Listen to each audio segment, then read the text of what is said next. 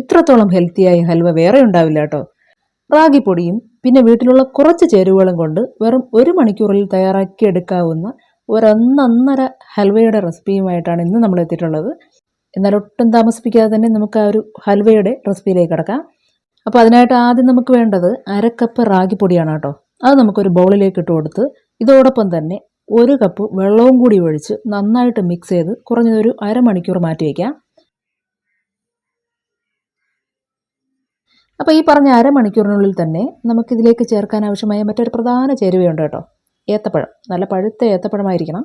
അപ്പോൾ ഇവിടെ നമ്മൾ ഈ എടുത്തിരിക്കുന്നത് അത്യാവശ്യം നല്ല വലിപ്പമുള്ള ഒരു ഏത്തപ്പഴമാണ് കേട്ടോ. ആദ്യം നമുക്കിതൊന്ന് പുഴുങ്ങിയെടുത്തതിന് ശേഷം ചൂടാറി തുടങ്ങുമ്പോഴേക്കും ചെറിയ കഷ്ണങ്ങളാക്കി ഒരു ജാറിലേക്ക് ഇട്ട് ആവശ്യത്തിന് വെള്ളവും കൂടി ഒഴിച്ച് നല്ല പേസ്റ്റ് പരുവത്തിന് അരച്ചെടുത്തതിന് ശേഷം ഒരു ബൗളിലേക്ക് മാറ്റാം.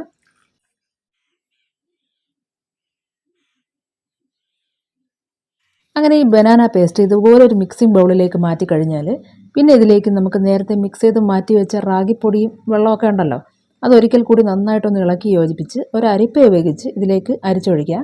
റാഗിയിലെ ഉമിയോ അല്ലെങ്കിൽ പൊടിയാതെ കിടക്കുന്ന ചില തരികളോ മറ്റോ ഉണ്ടെന്നുണ്ടെങ്കിൽ ഈ അവസരത്തിൽ നമുക്കത് അരിച്ച് മാറ്റാൻ കഴിയും.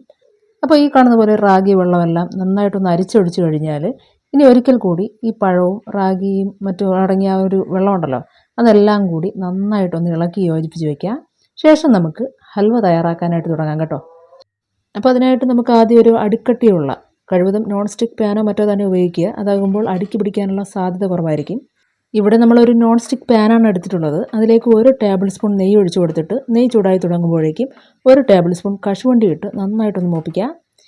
ശേഷം ഈ മൂപ്പിച്ചെടുത്ത കശുവണ്ടി ഒന്നെങ്കിൽ നമുക്ക് കോരി മാറ്റി വയ്ക്കാം. അങ്ങനെയാണെങ്കിൽ ഹൽവ തയ്യാറാക്കിയതിന് ശേഷം ഏറ്റവും ഒടുവിലായിട്ട് നമുക്കത് ചേർത്ത് മിക്സ് ചെയ്ത് കൊടുക്കാം.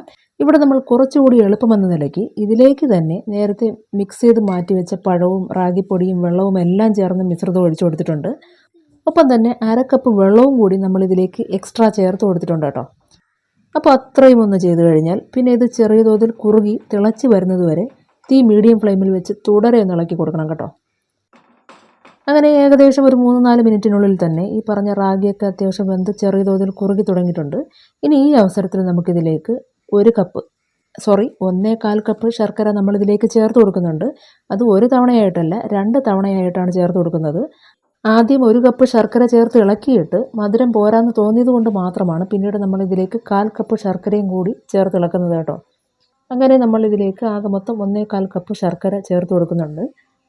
അങ്ങനെ ഈ ശർക്കര ചേർത്ത് കൊടുത്തതിന് ശേഷം പിന്നീട് അങ്ങോട്ട് തീ മീഡിയം ഫ്ലെയിമിൽ വെച്ച് കൈ എടുക്കാതെ തന്നെ തുടരെ ഇളക്കി കൊടുക്കുക കേട്ടോ. ഹൽവയൊക്കെ മുൻപും ഉണ്ടാക്കി എക്സ്പീരിയൻസ് ഉള്ളവരാണെന്നുണ്ടെങ്കിൽ തീ ഹൈ ഫ്ലെയിമിലിട്ടാലും വലിയ കുഴപ്പമൊന്നുമില്ല. അവർക്കത് കറക്റ്റായിട്ട് തന്നെ തയ്യാറാക്കി എടുക്കാൻ പറ്റും. അപ്പോൾ ഇതുവരെ ചെയ്തിട്ടില്ല, ആദ്യമായിട്ട് ചെയ്ത് നോക്കാമെന്ന് വിചാരിക്കുന്നവരാണെങ്കിൽ തീ കൂടുതലിട്ട് കൊടുത്തു കഴിഞ്ഞാൽ വളരെ പെട്ടെന്ന് ഇളക്കി കൊടുക്കുക. അതുപോലെ തിളച്ച് ദേഹത്ത് വീഴാതിരിക്കാനും കൂടി പ്രത്യേകം ശ്രദ്ധിക്കുക കേട്ടോ. ഇവിടെ ഇപ്പോൾ ഹൽവ ചെറിയ തോതിലൊന്ന് കുറുകി തുടങ്ങിയിട്ടുണ്ട്. ഈ അവസരത്തിൽ നമുക്കിതിലേക്ക് 1 ടേബിൾ സ്പൂൺ നെയ്യ് ചേർത്തിളക്കാം. ഈ നെയ്യ് ചേർത്ത് കൊടുക്കേണ്ടത് ഹൽവ പാകത്തിന് തയ്യാറാക്കിയെടുക്കാൻ എത്രത്തോളം നെയ്യ് ആവശ്യമാണെന്ന് മനസ്സിലാക്കി കൊണ്ടുവേണം. കാരണം നെയ്യ് കൂടുതലായി പോയാലും കുറഞ്ഞു പോയാലും പ്രശ്നമാണ്. കൂടുതലായി പോയി കഴിഞ്ഞാൽ ഹൽവയുടെ പാകം തെറ്റിയിട്ട് കുറച്ചുകൂടി ഹാർഡായിട്ടാവും കിട്ടുക. ഇനിയിപ്പോൾ നെയ്യുടെ അളവ് കുറഞ്ഞു പോയാലോ ഹൽവയൊട്ട് കുറുകി കിട്ടുകയുമില്ല. അറുത്തെടുക്കാൻ പറ്റാത്ത രീതിയിൽ കോരിക്കഴിക്കാൻ പാകത്തിനായിരിക്കും നമുക്ക് ആ ഒരു ഹൽവ തയ്യാറാക്കിയെടുക്കാൻ പറ്റുക കേട്ടോ. അതുകൊണ്ട് നെയ്യ് ചേർത്ത് കൊടുക്കുമ്പോഴേക്കും അതിൻ്റെ ആ ഒരു പരുവം കറക്റ്റായിട്ട് മനസ്സിലാക്കി ചേർത്ത് കൊടുക്കുക. ഇവിടെ ഇപ്പോൾ ഇത് കുറച്ചുകൂടി ഒന്ന് കുറുകി ഹൽവയുടെ പാകമെത്താൻ കുറേ അധികം താമസം എടുക്കുന്നത് കൊണ്ട് തന്നെ നമ്മളിതിലേക്ക് 1/2 ടേബിൾ സ്പൂൺ നെയ്യ് കൂടി ചേർത്ത് ഇളക്കുകയാണ്. കുറച്ചുകൂടി പ്രാസം ഒപ്പിച്ച് പറയുകയാണെങ്കിൽ ഒരു ദയവും വേണ്ട, അറഞ്ചം പുറഞ്ചം ഇളക്കി കൊടുക്കുക. അങ്ങനെ ഏതാണ്ട് ഒരുപാട് നേരത്തെ ഇളക്കലിന് ശേഷമാണ് നമുക്കിത് ഈ കാണുന്നത് പോലെ ഏതാണ്ട് ഈ പാത്രത്തിൽ ഒട്ടാതെ ഇങ്ങനെ ഉരുണ്ടുരുണ്ട് വരുന്ന ആ ഒരു പരുവത്തിൽ നമുക്ക് ഈ ഹൽവ തയ്യാറാക്കി എടുക്കാൻ കഴിഞ്ഞിട്ടുള്ളത് കേട്ടോ. ഇനി നമുക്കിത് നെയ്യ് തടവിയ ഒരു മോൾഡിലേക്ക് മാറ്റാം. ശേഷം ഒരു സ്പൂണോ മറ്റോ ഉപയോഗിച്ച് ഇതൊന്ന് ലെവൽ ചെയ്ത് കൊടുക്കുക.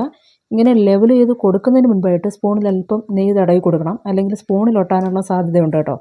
അങ്ങനെ ഇതൊന്ന് ശരിയാക്കി വെച്ച് കഴിഞ്ഞാൽ കുറഞ്ഞതൊരു 3-4 മണിക്കൂർ ചൂടാറാനും അതുപോലെ ഇതൊന്ന് സെറ്റായി കിട്ടാനുമായിട്ട് മാറ്റി വയ്ക്കാം. ഇത് ഏകദേശം ഒരു 4 മണിക്കൂറോളം ആയിട്ടുണ്ട്. നമ്മുടെ ഹൽവ കറക്റ്റ് പാകത്തിന് തന്നെ തയ്യാറായി കിട്ടിയിട്ടുണ്ട് കേട്ടോ. ഇത് ഏകദേശം ഒരു 2 ദിവസത്തോളം നമുക്ക് നോർമൽ ടെമ്പറേച്ചറിൽ സൂക്ഷിക്കാം. അതിനുശേഷം ഫ്രിഡ്ജിൽ വെച്ച് ഒരാഴ്ചയോളം ഉപയോഗിക്കാം കേട്ടോ. അപ്പോൾ നല്ല ടേസ്റ്റിയാണ്, നല്ല ഹെൽത്തിയുമാണ്. എല്ലാവരും ഒന്ന് ട്രൈ ചെയ്ത് നോക്കിയിട്ട് അതുപോലെ അഭിപ്രായങ്ങൾ അറിയിക്കുക.